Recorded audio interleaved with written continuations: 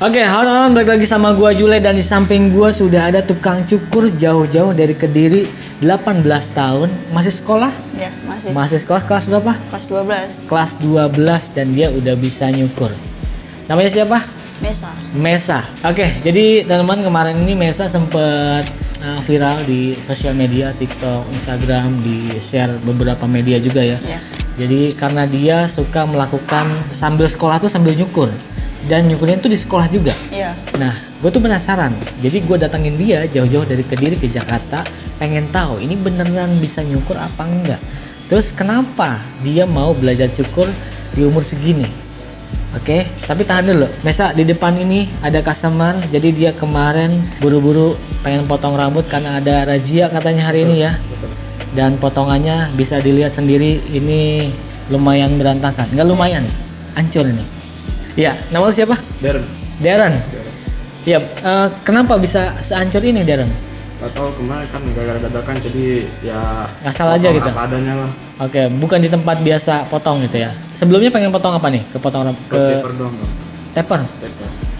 Oke. Mungkin arahnya pengennya ke blow out taper kali ya, karena di sini ada garis di bagian cambang dan bagian belakang. Tapi ini belum jadi nih kalau di gua nih.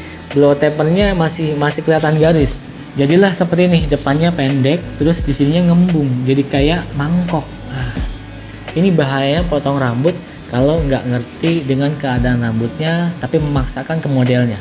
Jadinya kayak gini. Potongannya benar mangkok, cuman mangkoknya nggak kayak gini. Mesa, gimana? Bisa nggak memperbaiki rambut Darren supaya lebih oke? Bisa? Bisa ya? Bisa.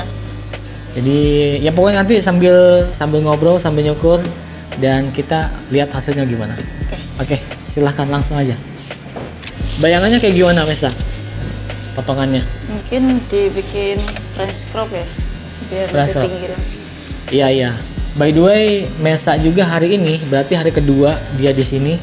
Jadi tadi pagi sampai dengan sore Mesa itu dapat pembelajaran dari Hajul Academy. Jadi langsung praktekin ya. Ya.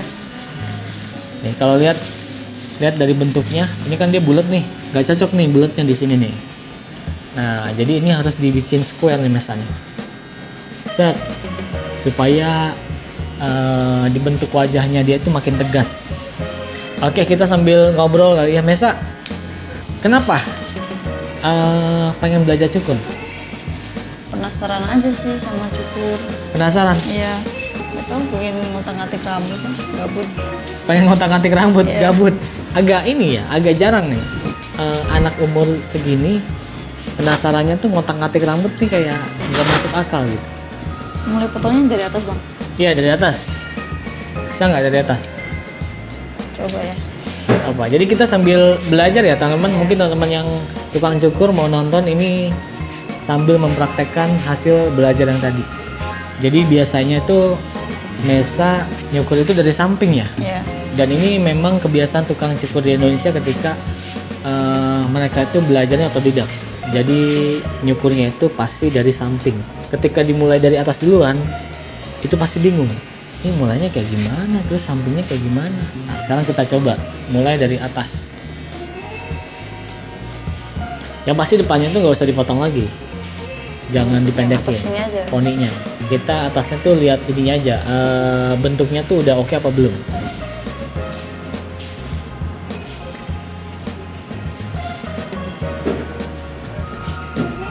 Pokoknya nggak dipotong lagi kan? Ya, cuman cek aja dulu gini. Set, ambil dikit, poninya udah ngangkat nih. Tuh, ini potong yang nggak rata aja, ini kan. Dah, sisanya ambil tengahnya langsung.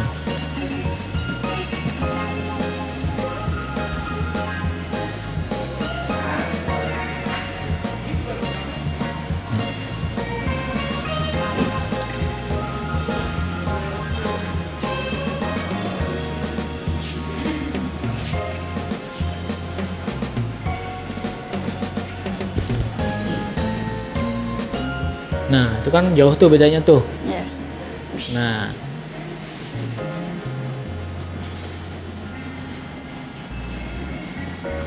ya.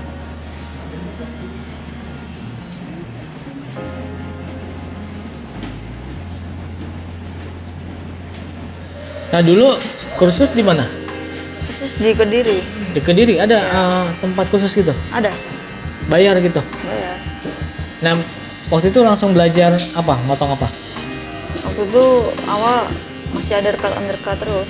Masih undercut. Ya. Oh langsung belajar clipper. Enggak, waktu awal kan ya materi biasa lah. Ah. Terus waktu prakteknya itu ya undercut.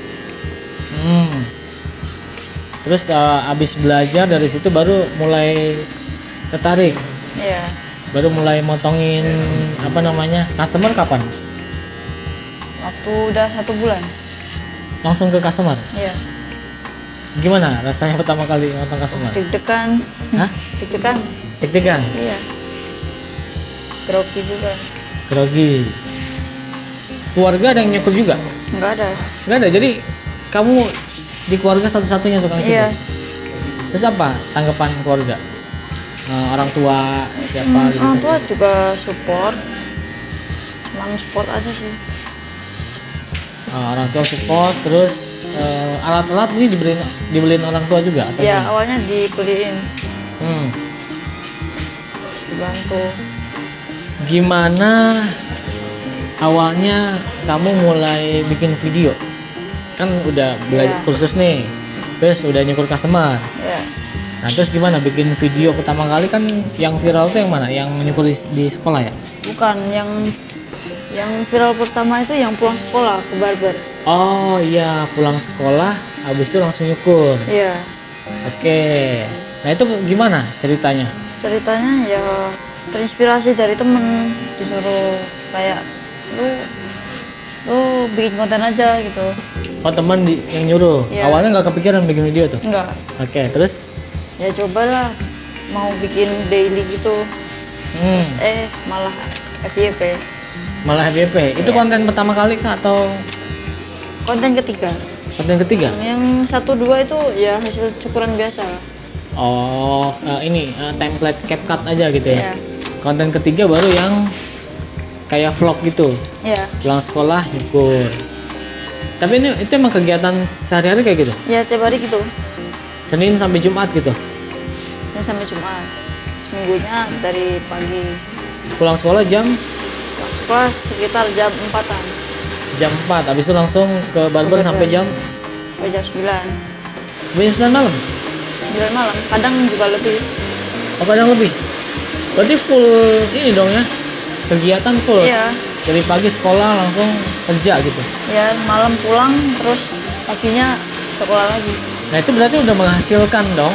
Udah Pertama kali itu video yang FYP itu berapa penontonnya?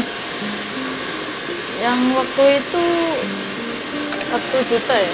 1 juta di Instagram. Iya. Di TikTok. Di TikTok masih 600.000 kalau Oh, jauh. Instagram dulu memang. Iya. Oh, setelah itu baru di repost banyak media. Iya. Terus setelah itu baru bikin terus video. Bikin terus. Terus kepikiran- Kemarin kan gue bikin ini react Ya. yang apa namanya? Pulang sekolah itu. Yang ya pulang sekolah itu ya, yang di sekolah ya. Ya. Pokoknya salah satu video lu lah. Itu gimana? Impactnya? Bagus sih. Hah? Impactnya? Ya, maksudnya setelah video itu kan video gue bikin di Instagram tuh yang nonton 3 juta tuh, di TikTok 9 juta malah, udah 10 juta yang nonton di TikTok. Rame yang DM-in ya? Rame loh. Rame ya? Ya. Terus diteriakin nggak di kampung? Enggak. Enggak, Ya cuman gitu. diapain? Kayak di apresiasi aja. Diapresiasi. Soalnya kemarin yang nonton lumayan tuh, udah 10 juta tuh. Iya. Di TikTok, di Instagram 3 jutaan. Untuk video react tukang cukur di Indonesia itu banyak banget. Terus setelah itu baru banyak yang apa DM, banyak Iya. yang komen, Banyak juga yang mau cukur. banyak juga yang mau cukur. Nah itu gimana? Berarti setelah video itu yang nyukur kan jadi lebih banyak. Ya. Customernya penuh, antriannya penuh atau gimana? Ya semakin banyak aja. Makin banyak. Ya. Nggak handle-nya gimana? Banyak. Sehari nyukur berapa? Banyak. Sekitar 5 sampai 10-an. 5 sampai 10 dari jam pulang sekolah. dari jam sekolah dari jam 4 sampai jam 9. Iya. 5 jam. 10 orang. Berarti satu jamnya tuh 2 orang gitu. Ya, 30 menit lah, 2 orang lah tuh ya. Harga cukur berapa di sana? 25. 25 sekali cukur. Sekarang 30 tuh. Naik langsung. Iya. Enggak 300 aja. Enggak. Naik lebaran. Oh, pas lebaran naik. Ya waktu bulan puasa. Tapi harga cukur di sana rata-rata berapa? Rata-rata ya 25-an tuh. 20-an itu. Iya. Coba 300 di sana. Gak ada yang mau cukur. Gak ada yang mau cukur. Tapi kira-kira mau harga berapa? Kan setelah sekolah nih pengennya jadi tukang cukur aja. Iya. Ini berarti nanti setelah lulus sekolah akan kuliah kah atau Lanjut barber. lanjut barber? Ya. Mau full time barber? Full time barber. Mau punya sendiri atau kerja tempat orang? Sebenarnya masih pengen kerja sama orang dulu. Nanti kalau udah ada modal ya buka sendiri. Buka sendiri. Sekarang kerja dulu tempat orang. Resa, kan lu masih sekolah ya, kelas Iya. 12 nih. Ini di sekolahan ada razia rambut apa enggak? Ada. Itu yang raziain kamu atau enggak? Enggak. Terus Di razia guru-guru sendiri. razia guru. Nah, guru-guru gimana tanggapannya ada tukang cukur di sekolah?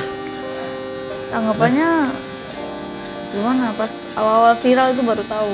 Oh ya, baru tahu. Kan waktu itu lu pernah bikin konten di mana, di kelas? Iya. Nggak ketahuan guru itu? Ketahuan, cuman guru liatin aja kok. Oh ya udah gitu. Oh ya udah, mau gimana?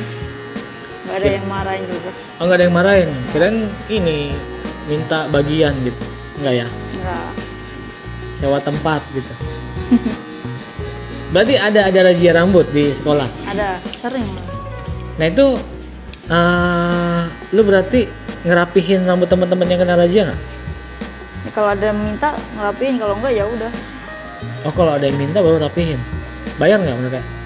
bayar. Oh, bayar langsung. Terserah mereka sih, tapi bayar berapa. Oh. Nah kalau di Kediri nih, di sekolahan lu deh, Iya. razia rambut itu standarisasinya gimana? Kan kalau zaman dulu depan ini nggak boleh kena Mata. ini, kena alis, ini nggak boleh kena kuping, belakang nggak boleh kena kerah. Nah kalau di sana gimana? Kurang tahu sih sebenarnya, tapi rata-rata rambutnya di sekolahanku itu pendek semua, kayak botak. Oh, botak. Iya. Jadi nggak kena razia gitu ya. Nah, yang kena razia ini cowok atau cewek? Ya cowok dong. Cowok. Oke, kan yang kena razia cowok nih. Iya. Nah, lu kan cewek nih. Iya. Kena razia nggak? Enggak. Rambut segini? Enggak. Enggak. Karena cewek gitu. Iya. Atau enggak harusnya dipanjangin kali ya? Kenapa rambutnya pendek? Kamu harusnya panjang gitu enggak? Ada dulu, tapi sekarang udah nggak ada. Kayak udah terbiasa lihat aku kayak gini. Oh, berarti dulu emang ada yang pernah negor, Iya. panjangin gitu ya? Aku panjangin ya. Aku bilang iya, tapi nggak aku lakuin. Oh, emang sukanya pendek. Iya. Berapa orang yang tertipu ngelihat kamu itu cowok? Udah banyak sih. Banyak ya? Pertama customernya nggak tahu. Oh, customer juga nggak tahu. Iya. Tapi Bilangnya, tapi kamu kasih tahu nggak? Akhirnya? enggak. Kalau manggil mas gitu aku diam aja. Panggilnya Mas ya? Iya. Iya, teman-teman, jadi gue juga tertipu karena pas ngeliat nih ya kayak cowok nyukur gitu ya, anak SMA gitu. Tapi pas dilihat-lihat terus pas DM gitu, ternyata cewek. Nggak kelihatan, emang ceweknya di mana nggak kelihatan. Kamu ini jadi sebutannya pengen jadi lady barber atau gimana? Iya, tapi Siapa inspirasi lady barber di Indonesia? yang tukang cukur cewek ya, Ya, Kak Putu. Putu. Iya. Kak Putu. Oh, ngefans sama Putu. Mau ketemu Putu nggak besok? Boleh? Boleh. Ya. Terima kasih naik kereta dan lokasinya. Iya, kenapa Putu? Ininya deh, dari segi potongannya kah, dari segi Iya, apanya kah? segi potongannya dia juga bagus. Oke. Mungkin dari stylenya juga mungkin ya. Iya. Setelah 1 tahun belajar cukur, kira-kira menurut pengalaman lu nih, lu menyarankan nggak teman-teman yang anak-anak muda juga untuk menjadi tukang cukur? Kenapa? Menyarankan aja sih, cuman tergantung mereka passionnya suka apa enggak. Suka apa enggak? Ya. Selain itu katanya para seniorku, pekerjaan tukang cukur menjanjikan. Menjanjikan. Iya, kalau harganya 500.000 menjanjikan sih. Kata senior-senior yang mana nih di sana? Iya. Tapi ini ya teman-teman, mungkin sekarang udah ini juga ya, profesi tukang cukur ini sekarang sudah mulai naik kelas lah bisa dibilang. Apalagi dengan eranya internet, mulai dari zaman COVID sampai sekarang itu perkembangannya tuh di sosial media untuk tukang cukur itu lumayan cepat sekali dan banyak menginspirasi teman-teman yang muda itu menjadi tukang cukur juga. Salah satunya Mesa ini. Bahkan ada beberapa tuh kalau gua ke kota-kota tuh ada beberapa yang, bang dulu gua ngeliat konten lu, dulu gua bukan tukang cukur karena konten lu gua jadi nyukur juga. Nah itu juga salah satu apa ya, kayak gua tuh kadang nggak tahu impactnya sampai sebesar itu, tapi senangnya luar biasa. Karena ketika gue ketemu mereka saking excitednya dan berterima kasih, akhirnya mereka punya passion, punya kerjaan yang bisa bikin mereka itu menghasilkan dari muda. Apalagi sekarang dunia lagi tidak sedang baik-baik saja ya teman-teman, banyak PHK. Kalau kita tidak punya skill, itu kemungkinan tergantikannya itu sangat besar sekali. Apalagi kedepannya AI, robot segala macam udah bisa menggantikan beberapa pekerjaan manusia. Nah, gue rasa pekerjaan tukang cukur 5 tahun 10 tahun ke depan mungkin masih belum bisa tergantikan ya. Tapi gue tidak menutup kemungkinan untuk kemungkinan itu nanti tergantikan. Ngerti nggak sih? Kayak mungkin di masa depan bisa ada orang yang buat robot bisa bikin gerakan tukang cukur lebih smooth dan lebih tidak berbahaya. Mungkin akan ada, mungkin ya. Makanya yang bisa gue lakukan dari sejak sekarang untuk tukang cukur nih, teman-teman semua nih, jangan cuman melakukan pekerjaannya cuman nyukur doang. Karena yang membedakan kita sama robot, kita punya emosi.